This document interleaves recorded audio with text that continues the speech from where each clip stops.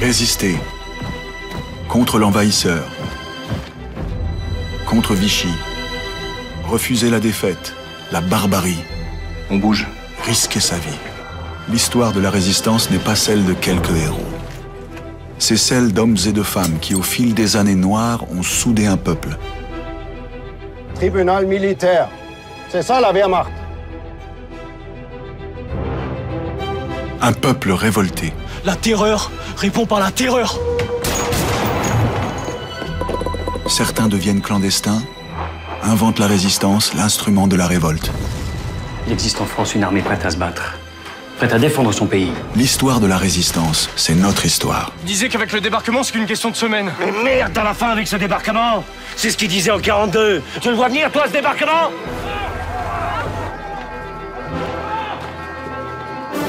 C'est fini. Ça commence. Grâce à des archives inédites, aux travaux des historiens, voici ce récit. Toutes les scènes tournées dans ce film sont authentiques. Vive la France! Das französische Volk ist noch nicht unter Kontrolle.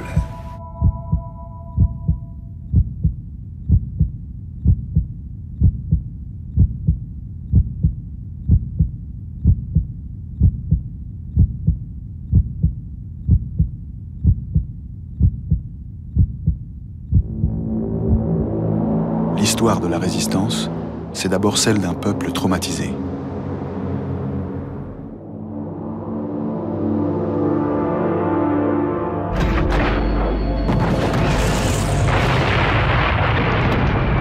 Le 10 mai 1940, Hitler attaque l'Europe de l'Ouest. Annoncés par les bombardements des Stuka, les troupes nazies marchent sur la France. Les états-majors se préparaient à une guerre longue. Elle durera 37 jours. En France, 100 000 morts.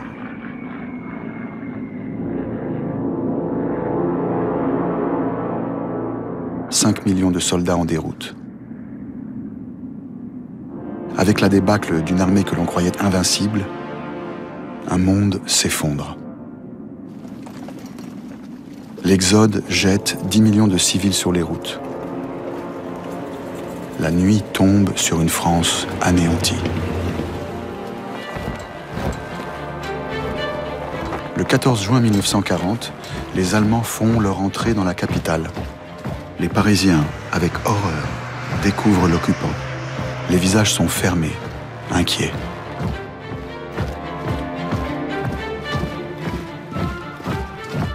Trois jours plus tard, le 17 juin, le maréchal Pétain obtient les pleins pouvoirs. À Paris, place de la Bastille, les Allemands retransmettent son discours et filment. Français, à l'appel de Monsieur le Président de la République, j'assume à partir d'aujourd'hui la direction du gouvernement de la France. Je fais à la France le don de ma personne pour atténuer son malheur. C'est le cœur serré que je vous dis aujourd'hui qu'il faut cesser le combat. Je me suis adressé cette nuit à l'adversaire pour lui demander s'il est prêt à rechercher avec moi les moyens... Tandis que le vainqueur de Verdun demande l'armistice à l'ennemi, le général de Gaulle, sous-secrétaire d'État à la guerre, s'envole pour Londres. Le lendemain, il parle à la BBC. Il faut qu'il y ait un soleil. Il faut qu'il y ait une espérance. Il faut que quelque part brille et brûle la flamme de la résistance française. Peu de Français entendent l'appel du général. Mais le mot est lancé. Résistance. Les Français sont abasourdis. Ils détestent l'envahisseur. Mais qui suivre? De Gaulle ou Pétain? Un général en rébellion ou le héros de la Grande Guerre? En cette fin juin 40, on pense d'abord à survivre. Et puis résister, c'est quoi? Partir en Angleterre? Mais comment? Prendre une arme et tirer? Et après? Faire grève? Avec qui? Hurler? Mais où? Personne ne sait. Ceux qui choisissent alors de résister auront tout à inventer. Fin juin 40, les combats ont cessé. Les colonnes de soldats prisonniers prennent la route de l'Allemagne. Cet été-là, ils sont près de 2 millions à traverser le pays, laissant derrière eux leurs femmes, leurs mères, leurs enfants. Caméra au point, des officiers allemands immortalisent leur triomphe, capturant au passage les premiers gestes de fraternité. Furtifs, modestes, comme cette femme, ou celle-ci. L'une glisse discrètement un morceau de pain, l'autre sert à boire. À mesure qu'on s'approche de l'Allemagne, ces petits gestes se multiplient. Les Allemands laissent faire, comme ici, à l'entrée d'Épinal dans les Vosges. Ils sont au moins 3000 à venir. Oui. Sœur Bénédicte a prévenu la Croix-Rouge, mais le convoi est resté bloqué à la ligne de démarcation. Vous avez pas des cigarettes? Ah, on goûte, mon garçon. Une par une. Merci. Nous sommes le 10 juillet. Depuis 3 jours, René Le Barillet, accordeur de piano, ravitaille les prisonniers avec l'aide des sœurs du couvent voisin. Marcel Wolf est employé à la chambre de commerce. Comme beaucoup de Français, il ne supporte plus ce spectacle. Mais que faire quand on est seul? Je peux vous aider? Volontiers. Surtout avec ça. Ça fait mal de les voir dans un tel état. Ouais. Sans trouver le moyen de faire mieux que les nourrir, quoi. Qu'est-ce que vous voulez dire? J'ai des copains cheminots. Tenez, c'est chaud. Et alors? Il y a un train qui va jusqu'à Lyon et s'arrête 2 minutes en gare d'Épinal et... Le chef de gare garantit qu'il peut faire passer la ligne de démarcation, à qui se présente 10 minutes avant le départ. Vous appelez comment déjà? Marcel. Marcel. Vous sauriez pas conduire un camion par hasard? Par hasard, si. On a un volontaire. Celui qui m'a pris la cigarette là-bas. Tout va maintenant très vite. Le camion des sœurs du couvent est garé en contrebas, à 5 km de la colonne de soldats prisonniers.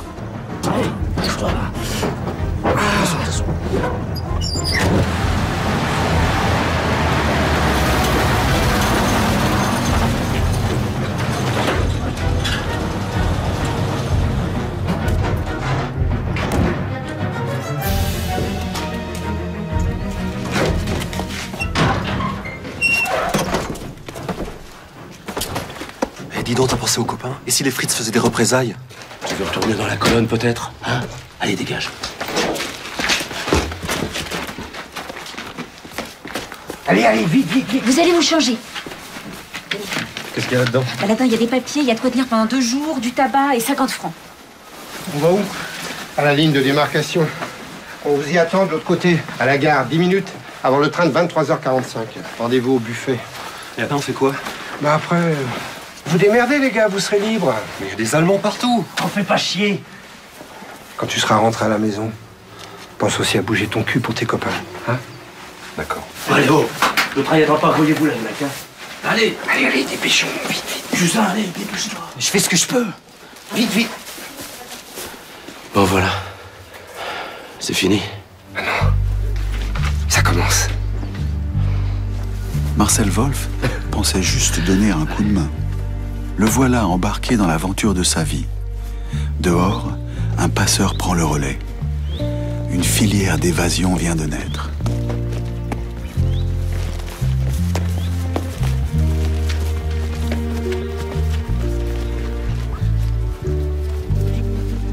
Il nous amène où, là? Chut, j'ai dit, aucun bruit.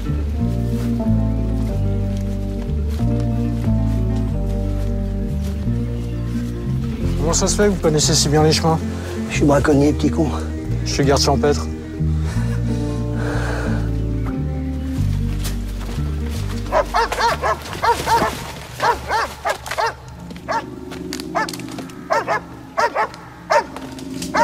Ces hommes savent-ils qu'ils sont en train d'inventer la résistance? Pourquoi prennent-ils des risques pour des inconnus? Désormais, à chaque instant, c'est leur vie qu'ils vont jouer. Au même moment, les Allemands s'installent. Ils imposent leur force. Ils imposent leur ordre.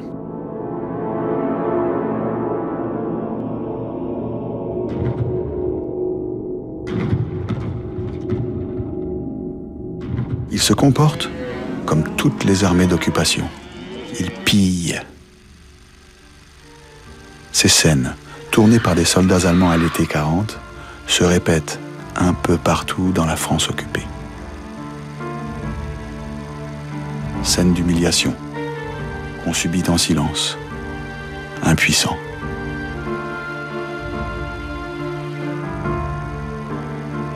Que peut cet homme?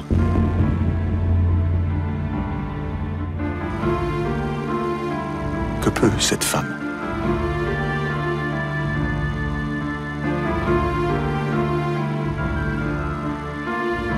À quoi pense cette famille?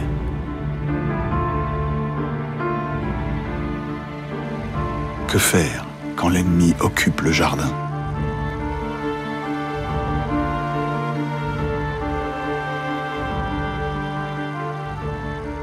Et puis un jour, on relève la tête. On toise l'occupant, les yeux dans les yeux, d'un geste de mépris, des regards qui se détournent, avec insolence. On sent monter en soi la révolte. Une révolte dont on ne sait pas encore quoi faire.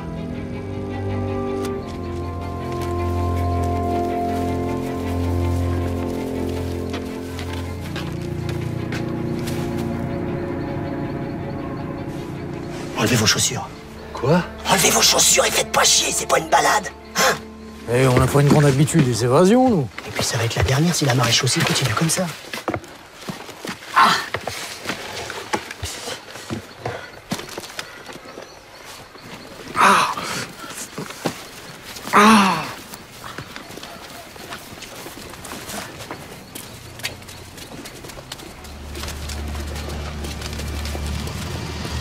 Putain de merde, planquez-vous!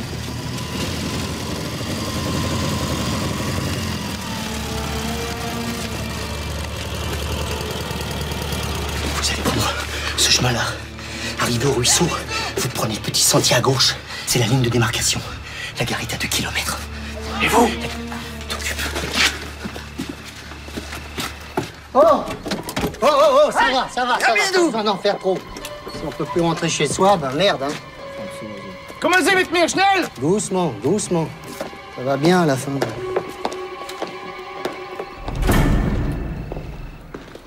Marcel Pernet, surnommé le Grand, a été arrêté 3 fois et 3 fois s'est évadé. Affreusement torturé, il n'a jamais parlé. Il a été abattu par surprise le 8 mai 1944, un mois avant le débarquement des Alliés. On estime qu'à lui tout seul, il a fait passer plus de 1000 personnes en zone libre. La France est alors découpée en 4 zones quasiment infranchissables. Aller au sud, la seule zone non occupée, c'est échapper aux nazis. En quelques mois, des dizaines de filières s'improvisent. On fait confiance à quelqu'un qui conduit des fuyards. On les amène plus loin, chez un ami qui les prend en charge. Grâce à des hommes comme Marcel Pernet, ce sont en tout 80 000 soldats qui retrouvent la liberté à l'automne 40. Par milliers, ces passeurs anonymes ont fait le choix de la désobéissance. Ces filières d'évasion se révéleront cruciales pour les résistants de demain.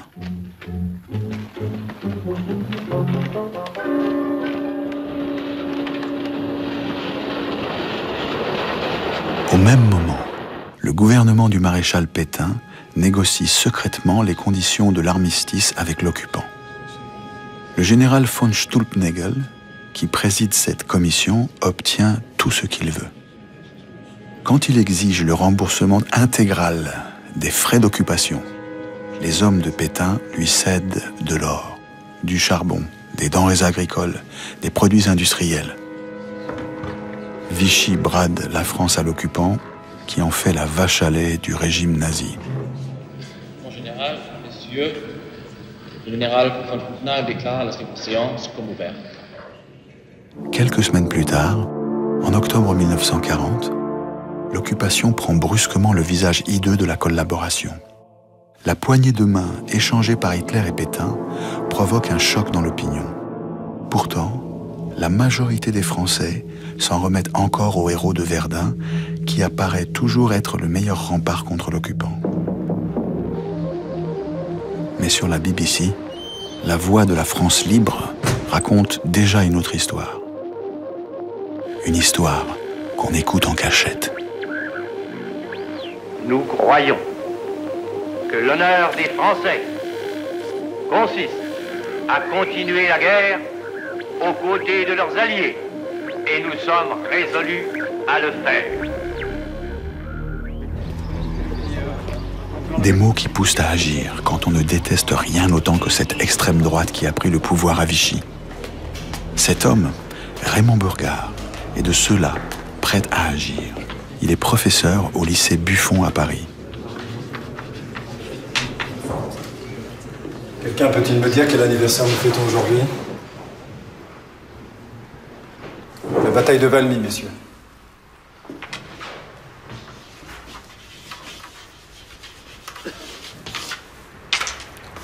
De quoi s'agit-il? Monsieur Legros. 1792, monsieur. Les troupes françaises de la Révolution battent la coalition des monarchies européennes. Très bien.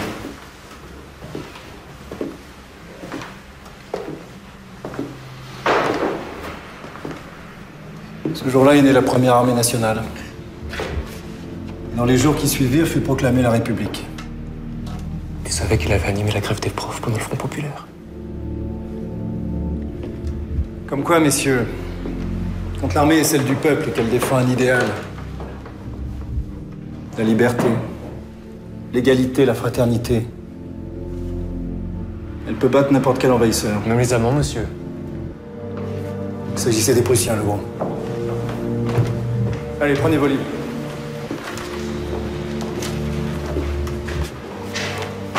Aujourd'hui, Voltaire.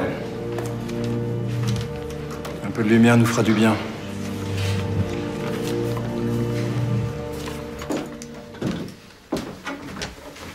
Ça va, tes lycéens? Fallait voir leur tête quand je leur ai parlé de 1792. 4 d'entre eux sont venus me voir à la fin. Je crois qu'ils veulent bouger. Tu veux recruter tes élèves? Je les ai embarrés. Mais pourquoi pas? C'est quand même des gamins.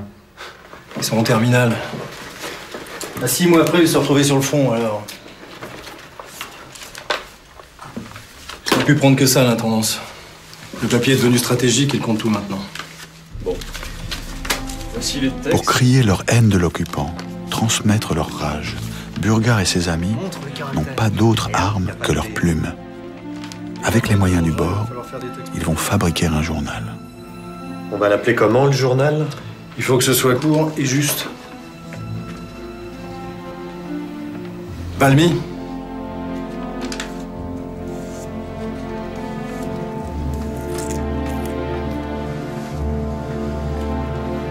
Fais voir le tampon d'encre.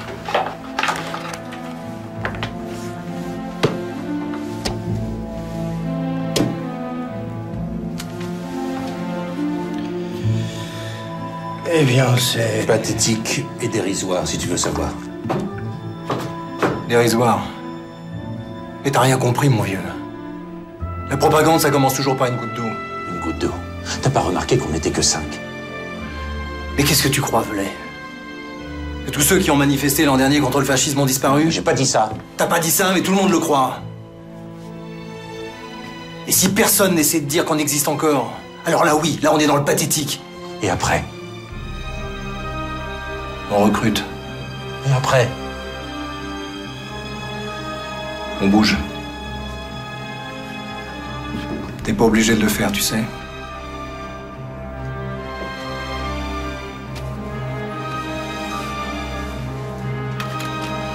Ils sont loin d'imaginer qu'au même moment, des hommes et des femmes s'activent silencieusement dans d'autres appartements, derrière d'autres rideaux tirés. Rien qu'à Paris, une dizaine de journaux sont en train de voir le jour. Armés d'une paire de ciseaux, d'un pot de colle, de crayons de couleur, d'une pomme de terre en guise de pochoir, ils recopient, coupent, collent, plient, tamponnent, relient. En 1940, la résistance a le visage de ses besogneux. Ils inventent, sans le savoir, la formidable épopée des mouvements de résistance. Maintenant, il faut les diffuser. Alors imaginez qu'on trouve 10 amis. Si chacun de nos amis... 15 000. Chacun de nos amis reproduit 10 exemplaires et les distribue à ses propres amis. Eux, ils font pareil. À la 3e génération, nous aurons 15 000 lecteurs. 15 000, merde. Et ça, ce n'est plus une goutte d'eau. C'est une vague.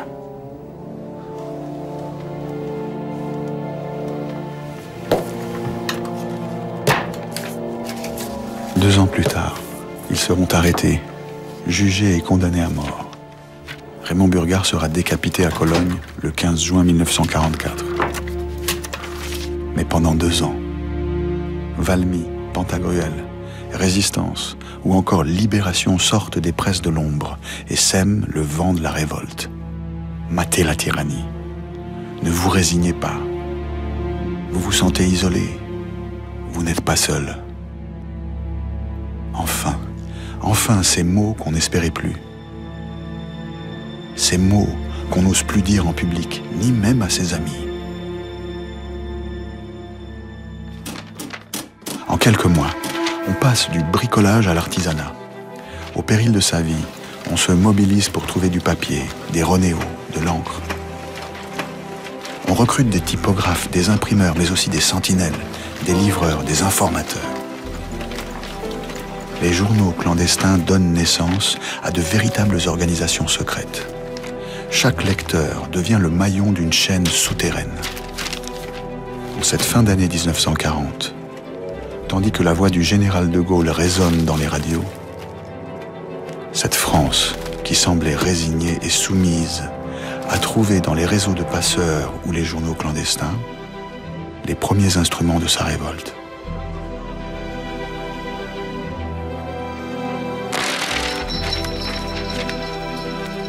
La résistance n'est peut-être pas en ordre de marche, mais le pays gronde déjà. 6 mois après le début de l'occupation, les nazis réagissent. S'ouvre alors une nouvelle page de l'histoire de la résistance. Helmut Knörren est lieutenant-colonel dans la SS, chef de la Gestapo à Paris. Il est le premier à prendre au sérieux le mouvement de contestation qui s'empare du pays. Wissen Sie, wer das macht? Nein. Wie viel habt ihr davon gefunden? 200. 200?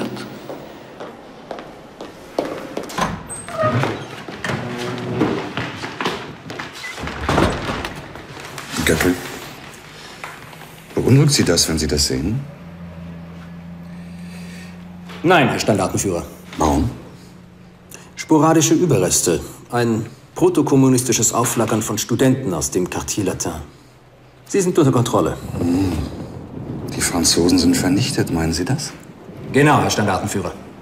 Göckel, Sie denken wie diese Schwachköpfe der Wehrmacht. Sie irren sich. Die Franzosen hassen uns, weil wir ihr Land besetzen.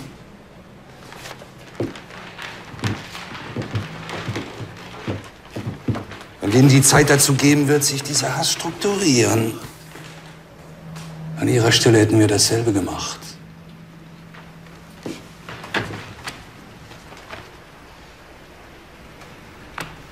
Sie werden mir diejenigen finden, die diese Zeitung gemacht haben, und Sie werden sie zum Reden bringen. Jawohl, Herr Standartenführer.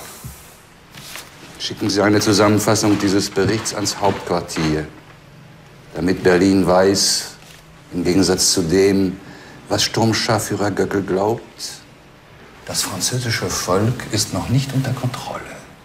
Jawohl, Herr Standartenführer. Le rapport qu'envoie Helmut Knörren à Berlin fait pour la première fois mention de l'existence du gaullisme. Il est daté du 12 décembre 1940. À Paris, Rouen, Bordeaux, les activités de propagande de l'ennemi s'intensifient. Tous les Français qui sont des opposants deviennent des sympathisants de De Gaulle. On observe sur les tracts le drapeau anglais et le drapeau français ornés de la croix de Lorraine. De nouvelles complications apparaissent quotidiennement. Le SS Knörren voit juste.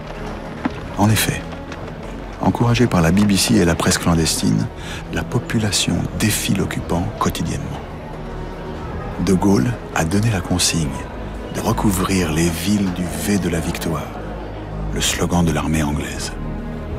Graffiti, pliages ingénieux, les provocations se multiplient. Le 11 novembre, on célèbre la victoire de la France sur l'Allemagne en 1918. Pour l'occasion, les boutonnières sont fleuries aux couleurs de la République. Les appels à manifester se multiplient, comme ici à Lyon, ils sont plusieurs milliers.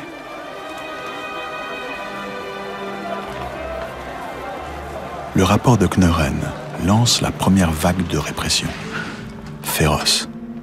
Le 30 décembre 1940, c'est la police parisienne qui arrête un livreur du journal Résistance. Elle le remet aux mains des SS qui trouvent une liste de noms et procèdent aux interrogatoires.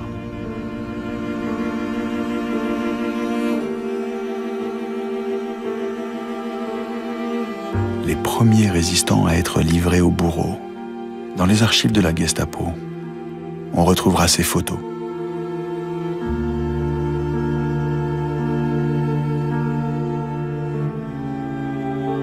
L'usage des tortures, les plus barbares, sème la terreur dans les rangs de la résistance. Même les plus téméraires vacillent. Mourir est une chose, mais qui peut dire qu'il ne parlera jamais sous le supplice? La trahison devient la hantise de chacun. La méfiance est un poison.